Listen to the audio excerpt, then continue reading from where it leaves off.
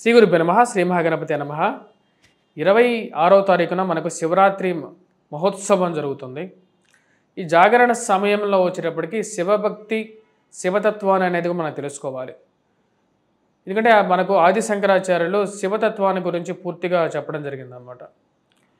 మనిషికి రెండు రకాలైనటువంటి విద్యలు అనేవి ఉంటాయి. జనరల్గా పరవిద్య అపరావిద్య అని ఉంటుంది అనమాట. అంటే పరవిద్య వచ్చేటప్పటికి మనకు శాస్త్రం ప్రకారంగా మనం ఏవైతే చదువుకుంటున్నటువంటి ఎంబీబీఎస్ కానీ ఇంజనీరింగ్ కానీ లేకపోతే డాక్టర్ కానీ ఇంజనీర్ కానీ ఈ అన్ని విద్యలు వచ్చేటప్పటికి మనకు ఏమిస్తాయి అంటే మనం బతకటానికి జీవితాన్ని ఇవ్వగలుగుతాయి, అంటే జీతాన్ని ఇవ్వగలుగుతాయి.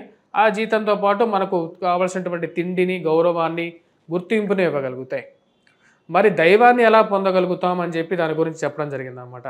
దైవాన్ని చెప్పాలి అంటే మనకు ఆత్మ పరిజ్ఞానం అనేది ఉండాలి. అంటే ఆత్మ జ్ఞానాన్ని ఎప్పుడైతే పొందగలుగుతామో అప్పుడే మనం దైవాన్ని ఎలా చేరుకోవాలి అని చెప్పే విషయాన్ని క్లియర్గా తెలుసుకుంటాం. ఆది శంకరాచార్యులు ఒకానొక సమయంలో వచ్చేటప్పటికి గంగా తీరాన కాశీ క్షేత్రంలో నివసిస్తూ తన యొక్క రచన ప్రాసంగాలు రాస్తూ ఉన్నప్పుడు గంగా తీరానికి వెళ్ళారట. ఆ వెళ్ళినటువంటి సమయంలో ఒక అతను అంటే ఒక వయోవృద్ధుడైనటువంటి బ్రాహ్మణుడు వచ్చేటప్పటికి 70 సంవత్సరాల వయస్సులో కూడా వేదాన్ని వల్లి వేస్తూ ఉన్నారు. ఆ విషయాన్ని చూసి ఆది శంకరాచార్యులు ఎంతో కలత చెందారు. ఎందుకంటే శివతత్వంలో వచ్చేటప్పటికి శివోహం శివోహం చిదానంద రూపం శివోహం శివోహం అని చెప్పి చెప్పడం జరిగిందన్నమాట. అంటే శివుడు ఎంత గొప్పవాడంటే శివుడు ఏది కోరుకోడు మనిషిని, భవబంధాల నుంచి విముక్తి పొందమనే చెప్తూ ఉంటాడు శివతత్వంలో. అసలు నువ్వు ఎక్కడి నుంచి వచ్చావు, శివం అంటేనే నీలో ఉన్నటువంటి వాడే శివుడు. అంటే మనిషిలోనే ఒక చెట్టు మీద 2 పక్షులు ఉంటూ ఉంటాయి. అంటే మెదడులో ప్రతి ఒక్క మనిషి మెదడులో ఒక చెట్టుగా అనుకుంటే ఆ చెట్టులో 2 పక్షులు ఉన్నాయి. ఒక పక్షి ఏం చేస్తూ ఉంటుంది అంటే తియ్యటి ఫలాన్ని అది తినేస్తూ ఉంటుంది. రెండవ పక్షి వచ్చేటప్పటికి ఆ తింటున్నటువంటి పక్షిని చూస్తూ నుంచుంటుంది. ఆ తినేటువంటి పక్షి వచ్చేటప్పటికి జీవాత్మ, చూసేటువంటి పక్షి వచ్చేటప్పటికి పరమాత్మ. సో ప్రతి మనిషిలోనూ ఈ యొక్క 2 తత్వాలనే ఉంటాయి. కానీ ఈ జీవాత్మ ఏం చేస్తూ ఉంటుందంటే తను నివసించేటువంటి యొక్క శరీరాన్ని తనే అని చెప్పి భావిస్తూ ప్రతి ఒక్క విషయాన్ని తనే తీసుకుంటూ ఉంటుంది. అంటే పిల్లలు, నా ఇల్లు, నా సంసారం, నా డబ్బు, నా ఇల్లు, నా గౌరవం, నా ప్రతిష్ట, నా నా నా నా అనిపిస్తుంది. ఈ నా నా నా నా అనే యొక్క గుణం ఏదైతే ఉందో ఇది జీవాత్మ తీసుకుంటూ ఉంటుంది. కానీ పరమాత్మకి వీటన్నిటికీ దూరం. జీవాత్మ ఎప్పుడైతే తన యొక్క గుణాన్ని తెలుసుకుంటుందో అప్పుడే పరమాత్మతో సమానమై బ్రహ్మతత్వాన్ని పొందుతారు అని చెప్పి మనకు మండుకోపనిషత్తులో ఉంటుంది. అదేవిధంగా ఈ యొక్క దినం రోజు ఆ రోజు శంకరాచార్యులు గారు 70 ఏళ్ల కురువృద్ధుడు అయినటువంటి ఒక వృద్ధుడైనటువంటి మనిషి 70 సంవత్సరాల వయసులో కూడా అంటే అపర విద్య అంటే దైవాన్ని చేరుకోవాలని చేయాల్సినటువంటి విద్యను వదిలేసి ఇంకా ఈ యొక్క పరవిద్యలోనే ఉన్నారన్నమాట. ఇది ఒక చిన్న కథ చెప్తాను. ఇది శివతత్వం అదేవిధంగా దైవత్వాన్ని ఒక మనిషి ఎలా పరిజ్ఞానంలో తీసుకుంటారనేది తెలుస్తుంది.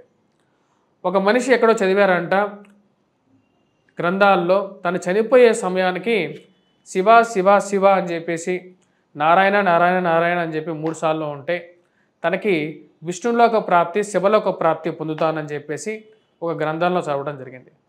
అప్పుడు ఆ మనిషి అనుకుంటాడు, ఓకే నేను చనిపోయే ముందు 3 సార్లు చదివితే సరిపోతుంది కదా.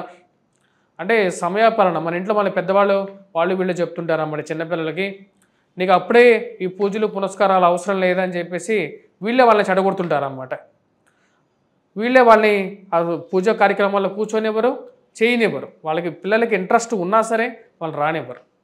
ఇది ఎలా ఉంటుందంటే అలా చెప్పగానే ఆ మనిషి అనుకున్నాడు, సరే ఓకే నేను చనిపోయే ముందు 3 సార్లు శివ శివ శివ లేకుండా ఉంటే నారాయణ నారాయణ నారాయణ అని చెప్పి 3 సార్లు అంటే నాకు సరిపోతుంది కదా. సరే అని చెప్పి దానికోసం తను ఏం చేశాడంటే తపస్సు చేశాడు. ఎవరి గురించి? యముడి గురించి తపస్సు చేశాడు. యముడి గురించి ఎందుకు తపస్సు చేశాడో అంటే చనిపోయిన తర్వాత తీసుకెళ్ళేది యముడే కదా. సో కాబట్టి యముడు తపస్సు చేసిన తర్వాత యముడు ప్రత్యక్షమైనప్పుడు యముడిని అడిగాడు, ఏమంటే నువ్వే నా యొక్క శరీరం నుంచి నన్ను సపరేట్ చేస్తావు కదా, చనిపోయే ముందు నాకు 5 నిమిషాల ముందు నాకు ఒక చెప్పు నాకు. కాబట్టి 5 నిమిషాల ముందు నాకు చెప్పగానే నేను శివ, శివ, శివ అని అంటాను. లేదు నారాయణ, నారాయణ, నారాయణ అంటాను. అప్పుడు నాకు పుణ్యలోక ప్రాప్తి అనేది పొందగలుగుతాను అని చెప్పి అంటాడు. సరే నా గురించి తపస్సు చేసావు కాబట్టి నువ్వు చనిపోయే ముందు నేను నీకు చెప్తాను అని చెప్పి అంటాడు. సరే అని చెప్పేసి ఇతను ఎవరైతే ఈ వరాన్ని పొందాను కదా అని చెప్పేసి తన యొక్క దైనందిక జీవితంలో అంటే తన పిల్లలు వారితో వాళ్ళ సుఖాలు అనుభవిస్తూ అన్ని కష్ట నష్టాలు అనుభవిస్తూ జీవితంలో జీవిస్తూ ఉంటాడు.